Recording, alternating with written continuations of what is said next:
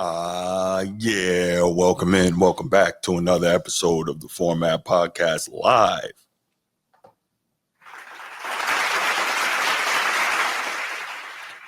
Yes. And I decided to go live this morning because I wanted to just talk about a couple of things here. As you can see from the thumbnail, just wanted to talk about the new development in the world of college football, which I think is very interesting. And I also think the diverging opinions on how it's going to play out is also very interesting. So I definitely wanted to address that. And then, of course, I wanted to talk about the gift that keeps on giving. And, of course, that's the one and only LeBron James. So definitely wanted to get on those things.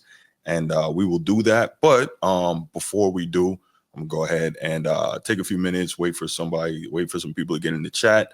But I'm going to go ahead and give my spiel first. So let's do that. If you're here on YouTube and you haven't already, please make sure you go ahead, click that like, that subscribe, that notification bell. Make sure you're kept up to date whenever we drop new content on the channel. If you want the audio-only version of the podcast, open up your audio podcast platform, hit the search bar, type in The Format Podcast, and we should come right up. If you're enjoying the content, make sure you give us that like, that 5-star review, and drop a comment. All that stuff helps us rise in the algorithm, helps us find more sports fans, helps more sports fans find us. And finally, make sure you write it down, put it in your phone, set an alarm, do whatever you got to do to remember. Saturday nights at 7 p.m. we are live here on the Format Podcast, and we'll give you the opportunity to call in, talk to us, get at me. I love it. I can't wait. So what I'm gonna do is, as I said, I'm gonna take a couple minutes here, quick couple minutes to see if we get some people rolling into the chat, and then from there, it's we'll go ahead and get into it, man. Definitely got some stuff that I wanted to discuss. So yeah, looking forward to it. So I'm gonna just go and chill for a couple minutes, and then we're gonna see what's going on. All right. Well, looks like it's going a little slow with the traffic, but let's go ahead and get to it. Let's get to it. First thing I want to say, and I guess if you're watching this on the replay, you'll be able to see that. So first, let me just say appreciate all the people that are usually joining the lives and joining the chat and watching the channel and helping us grow. Appreciate all that. Definitely want to let you know that memberships are now open. So I would love for anybody who is so interested or so inclined to join the channel, and we'll start going out and we'll start putting out this members only content. So we're going to have some good stuff for you there, some perks for joining the channel. So definitely looking forward to seeing that grow. But we definitely got some good stuff here. So let's do that. But I guess we can go ahead and we can get to it. Little slow right now, but let's make it happen. Bill Belichick. This was interesting, right? As we know, Bill Belichick is arguably the greatest head coach in NFL history. He's got 8 Super Bowl championships, 2 as an assistant head coach with the New York Giants and Bill Parcells. And then, of course, he's got 6 with the New England Patriots, most notably with Tom Brady. So here's my thing.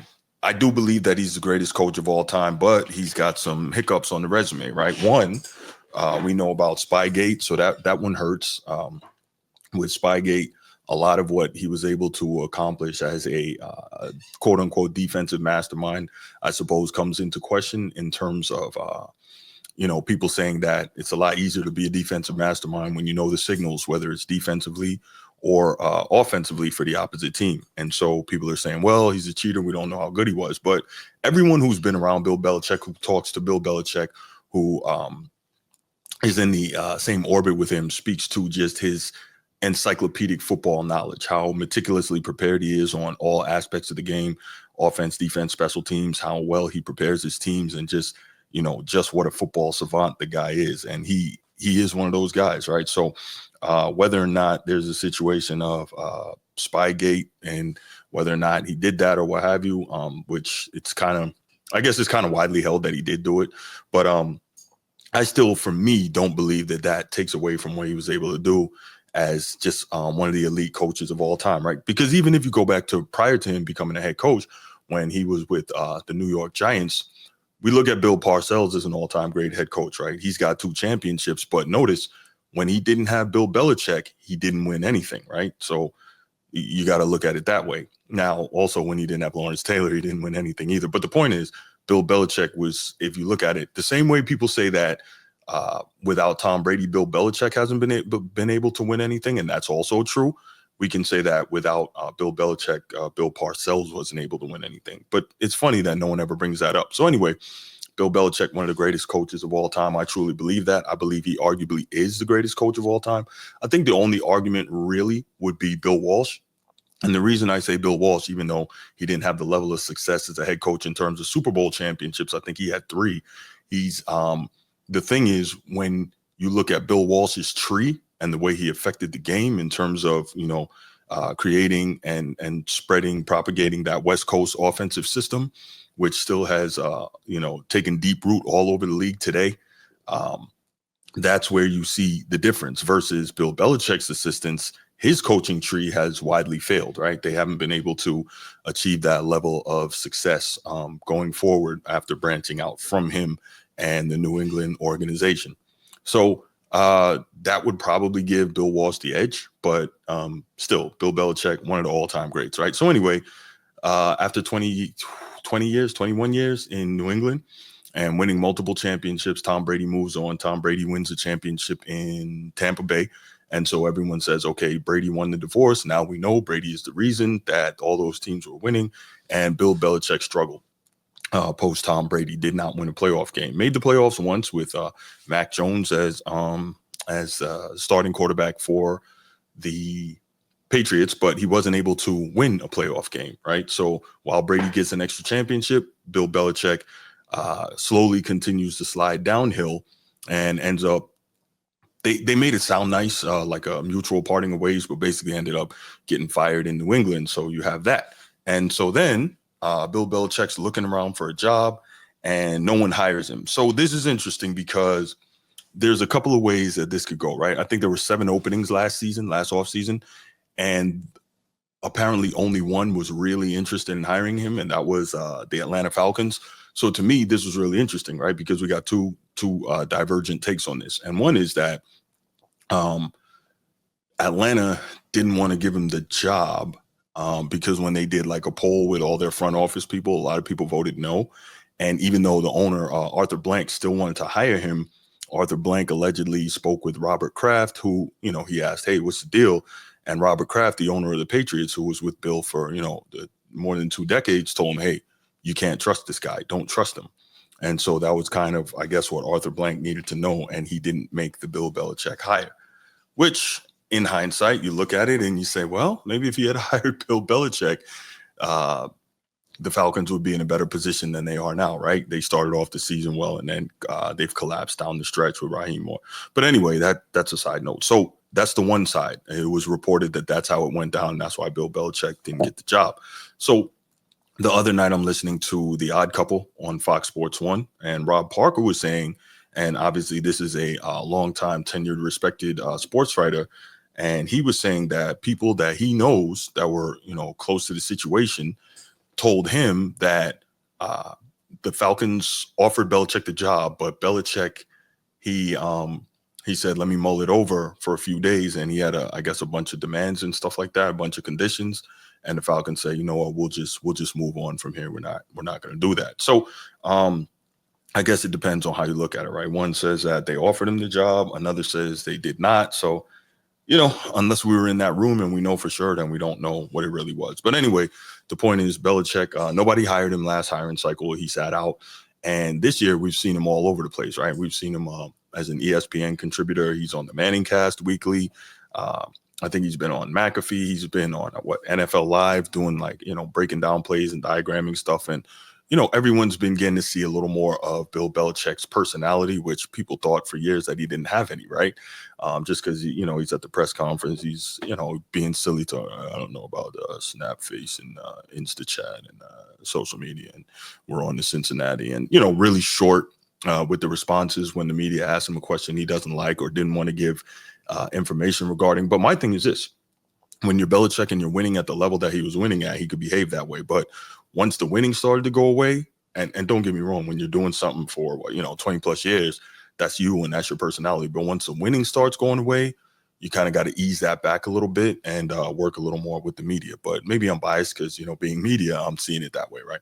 But anyway, that's kind of a lot of people didn't like that. And a lot of people are led to believe that Bill Belichick doesn't really have a personality. But the funny thing is, if you listen to players that he's coached, if you listen to people who know him, they'll say like he's a really funny guy. He's a player's coach. He's not like that at all. That's just what the media gives him. What's up, Steve? How you doing, brother?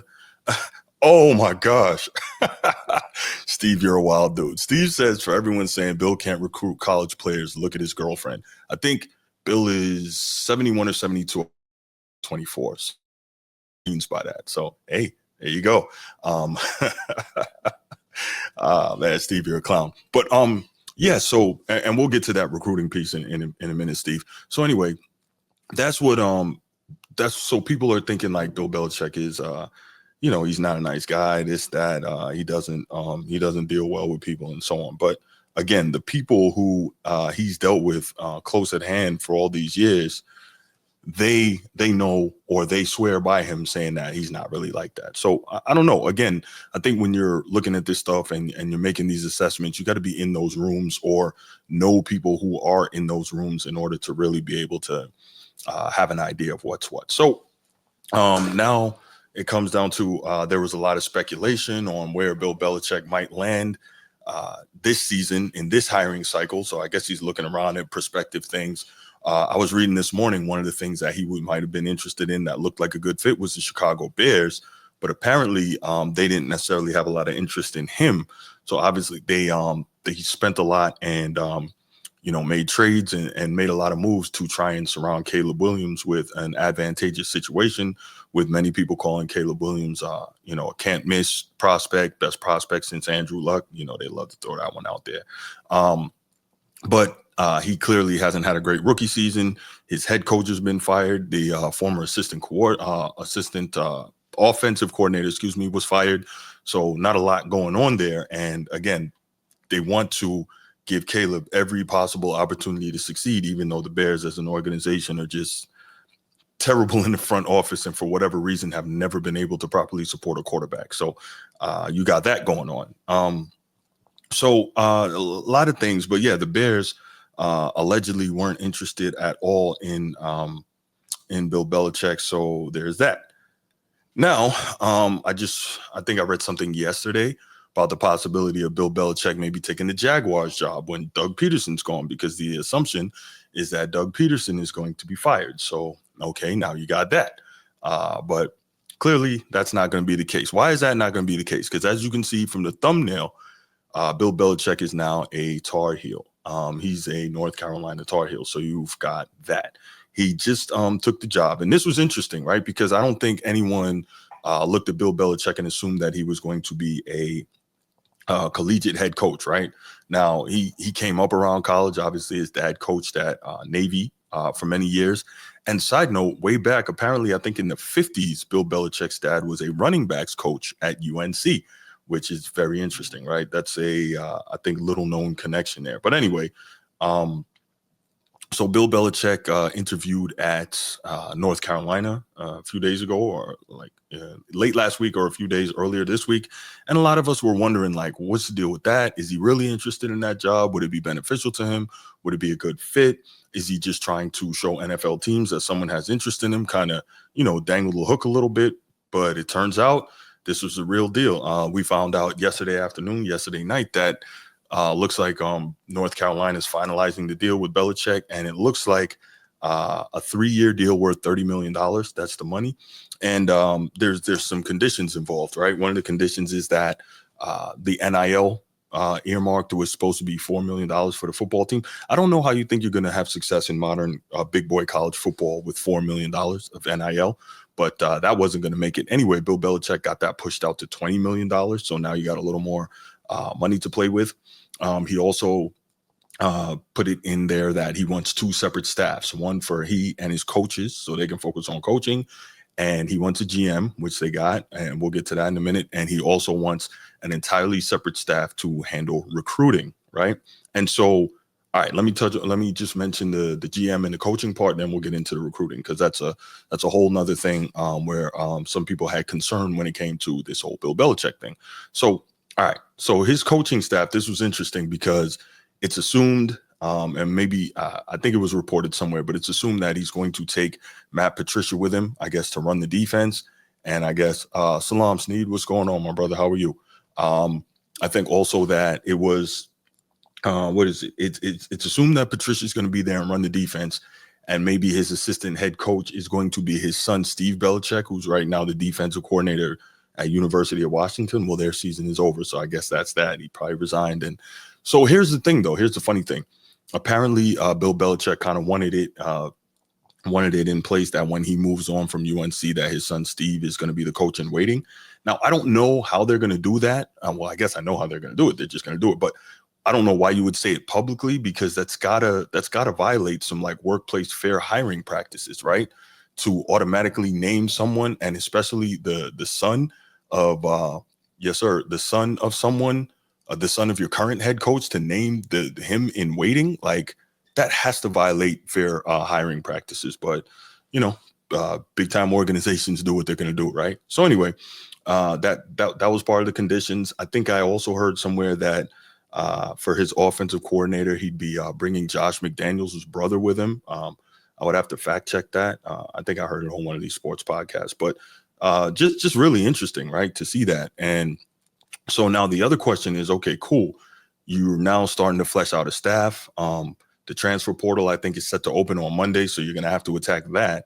But now the question is this, right? North Carolina, as we know, UNC, Tar Heels, that's a basketball powerhouse, right? A basketball factory, not a football factory. But the good thing is they're in a good area, right? Right below them is South Carolina and Georgia, tons of talent. Right above them is Virginia, Tidewater area, tons of talent, right? And go a little bit further north, you have DC metro area known as the DMV, tons of talent there.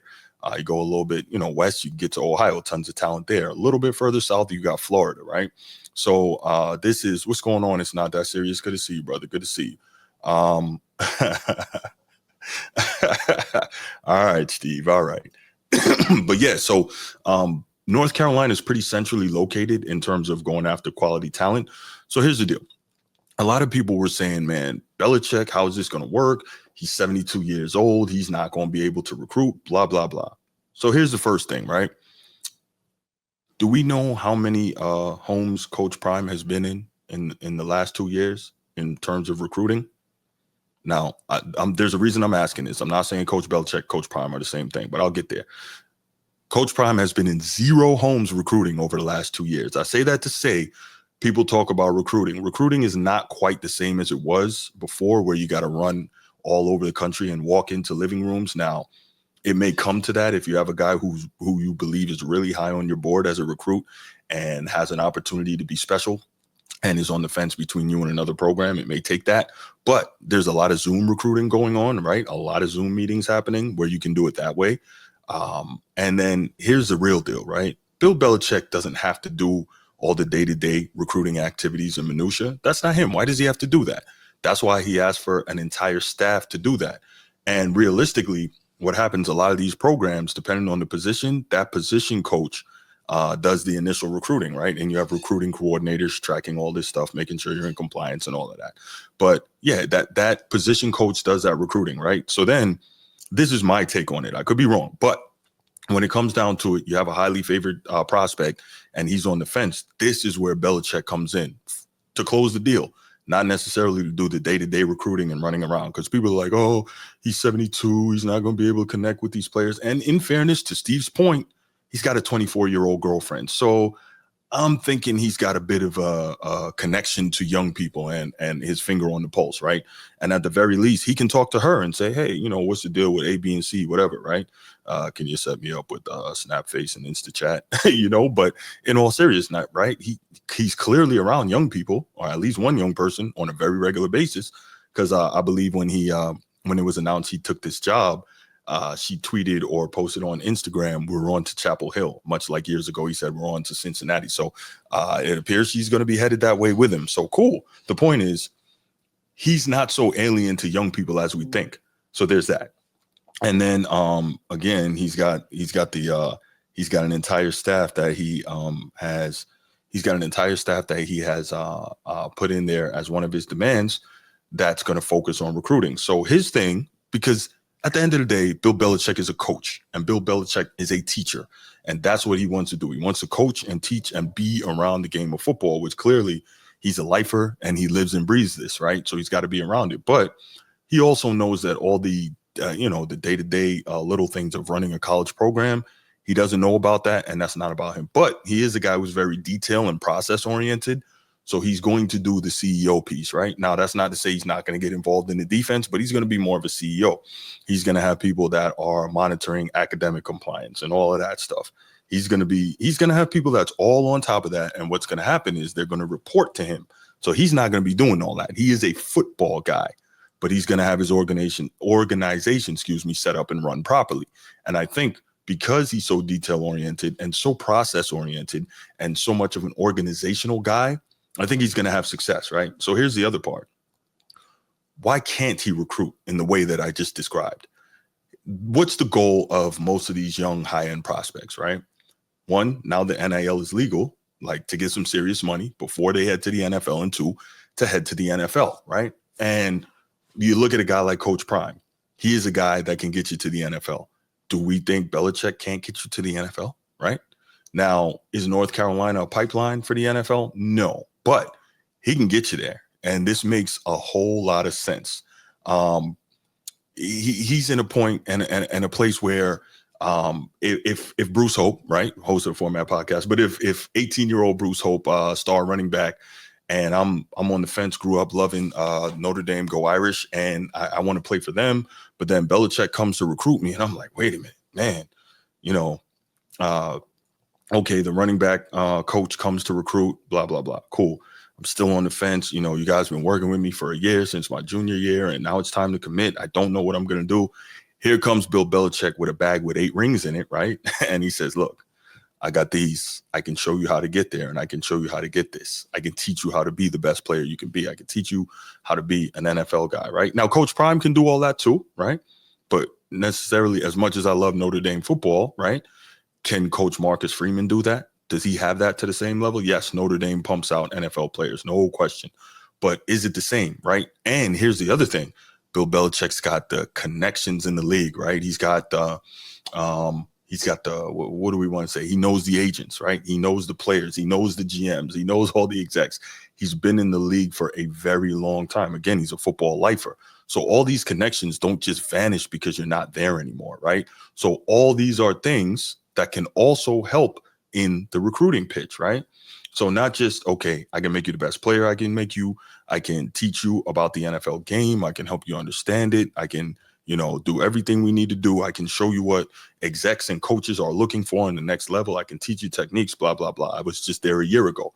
He can do all that, but he can also foster the connections.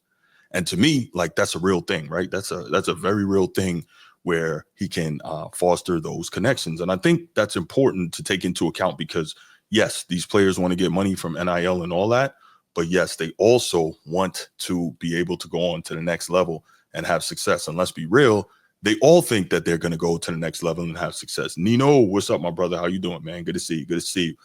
Yeah, they all believe that they're going to go to the next level and have success, even though we know the percentage of that happening is infinitesimal, right? Less than 1% of all high school football players end up in the NFL. So I totally get it, right? I totally get it. But at the same time, like, that's what these guys' dreams are.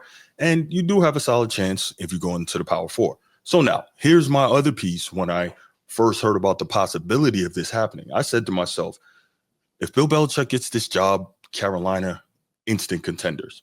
Why do I say they're instant contenders after I just finished telling you how this is a traditional basketball powerhouse and not a football school? They're instant contenders. Why? Because I mentioned the geographical proximity to great players being kind of right in the middle of all that. So that's a plus in terms of the recruiting. All right, cool. Now we know, again, Bill Belichick, his connections, his championship pedigree, all these things, right, can help bring high-end players. All right, cool. But also, we're forgetting one of the simplest things, right? The ACC is crap. The ACC is crap. Dabo Swinney and Clemson won the ACC this year, and that wasn't even one of the best Clemson teams in a while. But they won the conference because the ACC is not good. Anybody has the, there you go. There you go, Steve, man. Stop stealing my lines, man. Let me get to it. I got you. But yeah, That's right. Put him anywhere in the ACC and he has a chance. If we're real, if Virginia Tech hired him, it'd be over, man. Virginia Tech always has plenty of talent from the Tidewater, and then they'd have talent from the DMV. They could pull from Ohio and all that. But anyway, the point is, yes, the ACC is not a great conference, right? And so Bill Belichick immediately has an opportunity to be a coach that can turn this roster over, right? He can turn his roster over, and he can help this team to have immediate success. Why? Also because of the transfer portal, right? And NIL. But the transfer portal is a big one. We have seen how the transfer portal can immediately change things. For instance, even though they didn't have the roughest schedule, you look at a team like Indiana, right? Kurt Signetti goes over there from James Madison, takes a bunch of his guys with him, and they win 11 games. They win the most games in Indiana history in his first year. Now, of course, you have to know the game. You can't be a bum, and you have to have some luck, health and all that. But at the same time, you're now in a position where you can have immediate success for all the reasons that I outlined. And one of the biggest being the ACC is just not a good conference. So you got that, man. This is to me so interesting to see how this goes. And a lot of people are on the negative side of it. Rob Parker from The Odd Couple, he thinks it's going to be a disaster, but he he seems to be a negative dude on the whole. But he thinks it's going to be a disaster. I don't see it that way. I don't see it that way at all because of, again, Bill's organizational mastery and his mastery of the game of football. He's going to put it to a point where all he's got to do is coach his coaches and coach his players. Everything else, once he gets the organization running the way he wants, he just has to stay on top of that. And I think that is a recipe for success. And we'll see. The only thing that kind of sucks is he does UNC and their what do you call it? I guess the chancellor and whoever else, whatever positions at a college make up the front office, right? Do they have to worry that the first time an NFL opportunity that he's interested in comes calling, that he bolts for that? Because we also know at the end of the day that he wants to be the all-time winningest coach. I think he's about 15 wins off of Don Shula. So really, if he has 2 solid years, he breaks that record, right, in the NFL. And I'm sure, again, being a little older now with 71, 72, if he has the opportunity to get to the league, get back to the league sooner rather than later and break that record, that's what he's going to want to do. At which point, as we discussed, his son, Steve Belichick, is going to be in line and in waiting to be the head coach at North Carolina. So I think this whole thing is so interesting. It's got a lot of tentacles. And I, for one, am very anxious to see what it's going to be like. I also want to see, and this is, I think, a big part of college football, as the head coach is, got to be schmoozing with the chancellors and the deans and the boosters and, the NIL collective and all that. And then how it is with the college football media and all that, because yes, Bill Belichick is football royalty, but this is no longer New England. And that cachet of 6 NFL championships is only going to go so far. So now you start wondering if North Carolina is struggling on the field, does he get away with being that snippy guy with the Tar Heel media, right? Or just the local media in general? Is he going to get away with that? How are people going to respond to it? Again, you're in not just in a different league. And when I say league, I mean that obviously going from the NFL to college and then the Atlantic Coast Conference. So you're in a totally different environment press-wise. You're in a different part of the country press-wise where they may not be used to you. A lot of times going from the north to the south can be, as someone who's done it, it can be something of a culture shock, right? And so maybe some of the ways that you speak to people and some of the ways that you act, behave, etc., you're going to a totally different place. It might not be acceptable. People might take it a totally different way, right? So these are all things that, and Bill's an extremely smart guy. I'm sure these are all things that he's considered.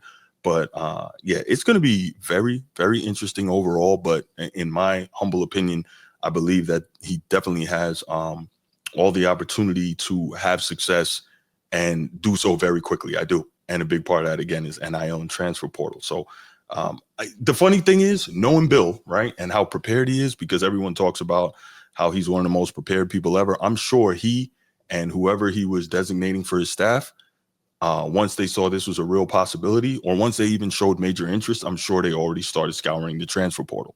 So now they're already looking forward to making moves. I'm sure they already had their eyes on guys that they want, depending on what type of scheme they're going to run. So I'm sure they're well ahead of the curve on that. Like a lot of times you say, okay, well, the transfer portal is opening Monday. They have an opportunity. They haven't had an opportunity to prepare for that. This is Bill Belichick. He's had an opportunity to prepare for that, right? So he and his guys, I'm sure, have been on top of that. It's going to be very interesting to see. And this is funny because I want to say earlier in the week, the former OC for Carolina, he went somewhere you wouldn't expect. Let me see if I can find that. But the point is, he left because I guess he kind of saw the writing on the wall or read the proverbial tea leaves, and he decided to head out of there. So yeah, let's see. I'm gonna look that up real quick. Former UNC offensive coordinator. Let's see what we find. But yeah, there we go. So yes, Chip Lindsey, the former offensive coordinator under Mac Brown, he is now the OC at Michigan, right? So he moved on. He saw that, okay, well, changes are coming and I'm probably not going to survive them. So I got to make moves. And he did that. And so there you go. So it opens up room for things. And again, I'm also curious to know how much of a divergence philosophically on offense are we going to see from the previous administration to this one? Because offensively, they weren't bad, at least not this past year, but the prior couple of years, they weren't bad at all. Whether it was Sam Howell or my guy that's in New England, can't remember his name, but the point is they weren't that bad. Yes, Steve, that's actually a good point. Forgot to bring that up. Thanks for the reminder. Former Notre Dame quarterback and offensive coordinator and former Alabama offensive coordinator Tommy Rees was the front runner for that job until Bill Belichick. So, I mean, Drake May, thank you, Steve. Drake May, the quarterback in New England. But yeah, Tommy Rees I heard that as well on another football podcast this morning. He was kind of the guy that was going to get the job. But look, you have the opportunity to hire Tommy Rees or you have the opportunity to hire Bill Belichick. Which way are you going? Like, I think that's a pretty obvious answer, right? And that's no disrespect to Tommy Rees. He played in the league. Again, quarterback at Notre Dame, one of the biggest pressure cooker spots for a quarterback in the country. He was their OC, in dealing with, I'll just say some roster challenges. He didn't do a bad job 2 years ago as the OC in Marcus Freeman's first year. So overall, it is, yeah, we got a lot going on here, man. Got a lot going on. And this is, I think, with this new era of college football, and that's the other thing I didn't even mention with the expanded playoff, 12 teams, and in 2 years, I think it's going out to 14. You really have an opportunity as North Carolina to make the college football playoff. And why can't you? Again, the ACC is not good. The ACC is not good. So a lot going on there. I love this Bill Belichick move. A lot of people aren't high on it. A lot of people think it won't work. A lot of people think he's not going to be able to identify with the players. I think the opposite. Bruce, what up, my man? What up? Bruce says, when has UNC been a football school? Just don't see Bill translating to college unless he has a go-to between the play. Absolutely. Absolutely. And you know what? I think I mentioned this briefly last night. I don't know if you were in for that, and I hadn't gotten to it yet. But when I was talking about how Bill Belichick, can have success, that's the other thing, right? You got to have that liaison between yourself and the player, right? Let's say, again, Bruce Hope, 18-year-old star running back. I decide to come to you, successfully recruit me. Now I'm at UNC, and you're trying to teach me your scheme, and I just don't get it, right? And maybe you get on me, really give me a rough time in practice because I fumbled 3 times and I'm, head hanging down and blah, blah, blah. And I don't know how to respond to the way you're talking to me. I didn't have a father in the house, whatever. I don't know. A lot of these guys come from those type of situations. Cool. And Coach Bill Belichick, was guaranteed Hall of Famer, 8-time Super Bowl champion, Coach Bill Belichick says, Jesus Christ, I can't get through this kid. Hey, you know what? Hey, Coach Steve, come here, man. You know how I work. You're 30 years younger than me, and you identify better with this kid. Go over there and talk to him. Let's start working through you. Make you the liaison for my message. Help him to understand what's going on here in order for him to be able to have success in his scheme. He's a talented kid. We want him here.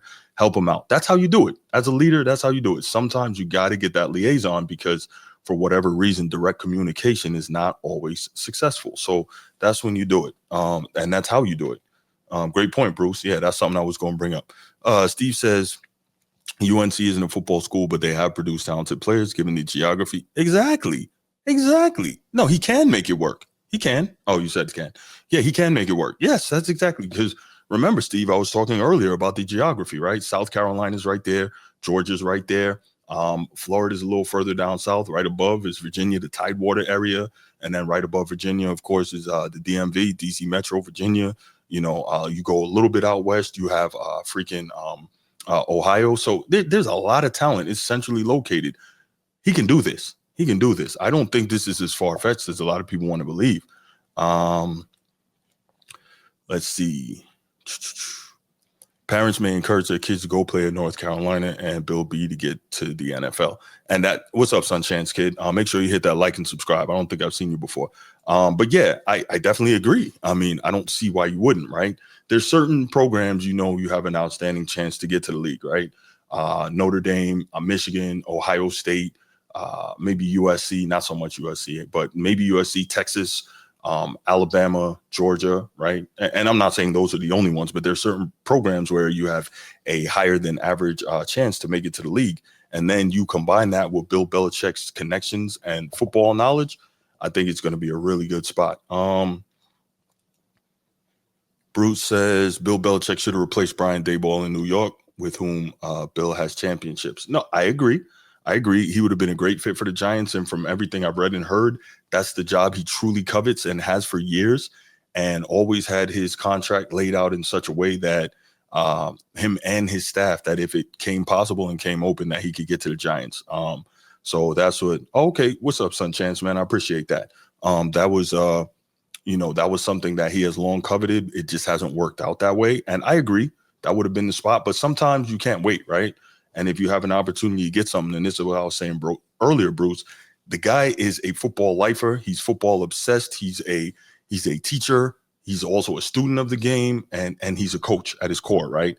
And I think it's killing him for the first time in, what's this, like 30 years, not being a coach, just like sitting around. So I think that he loves the opportunity that he has to do this. And again, we also know that he's got the opportunity where he basically got it set in stone that when he moves on, that his son is the coach in waiting, which I still can't figure out, because that violates, fair employment rules. So I don't know.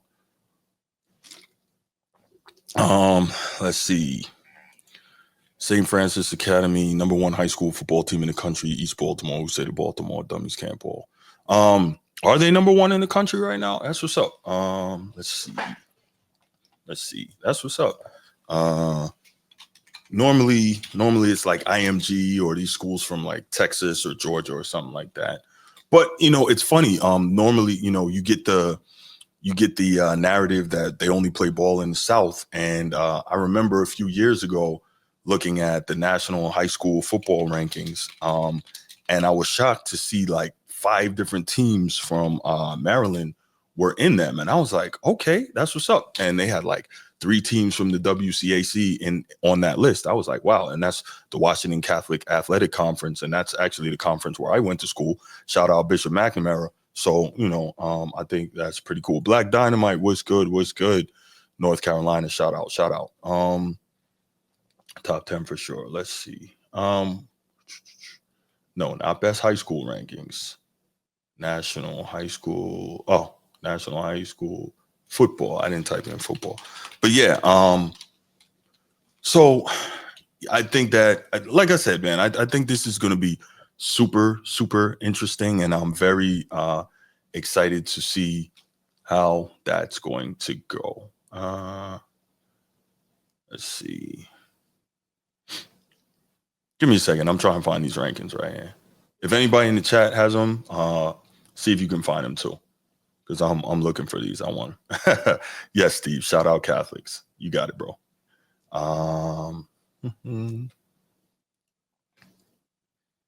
Okay, so as of December 9th, looks like Mater Dei is the #1 team in the country, of course. Out of California, Duncanville, Texas is #2. Bishop Gorman out of Las Vegas is #3. Bishop Gorman puts out a lot of players to Division I. So does Matter Day. Crowley, dang, Texas and Georgia got a bunch of teams. Bergen Catholic out of New Jersey is number 8 in the country. Okay, you don't see that a lot. But see, it's funny. Quick side note, right? So when it comes to this college football and high school football thing, the narrative is the South, the South, the South. And so when there's teams from up north that are getting busy, no one ever talks about them. It's kind of annoying. Westlake out of Austin, Texas, that's another football powerhouse. I think Stafford went there, and I don't know if Kyler Murray went there, but that team has put out a lot of NFL quality players. Archbishop Spalding out of Severn, Maryland, they're number 11. So you got that. St. John Bosco, number 17. So yeah, they might have dropped out, Bruce. I don't see him in the top 25. The Math is number 25. So there you go.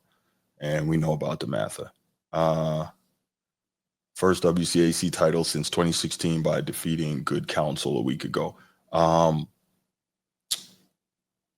was about to say Caleb went to Good Counsel, but he didn't. He went to Gonzaga. But anyway, the point is, still a lot of really good schools throughout the country, and it's just so funny how the narrative gets pushed, and the teams from up north that are really good, they don't even get mentioned. But okay, so on the just missed list, Bruce, is St. Francis Academy in Baltimore. So there you go. Yeah, no Black Dynamite. You're definitely right. But anyway, so that's where I am on this whole Bill Belichick piece. Again, I think this is just super exciting. I love to see stuff happen in the sports world, and when these things happen, man, I love to get on here and just kick it with y'all. So what I'm going to do is I'm going to open up the phone lines right here, and I'm going to put the number in the chat.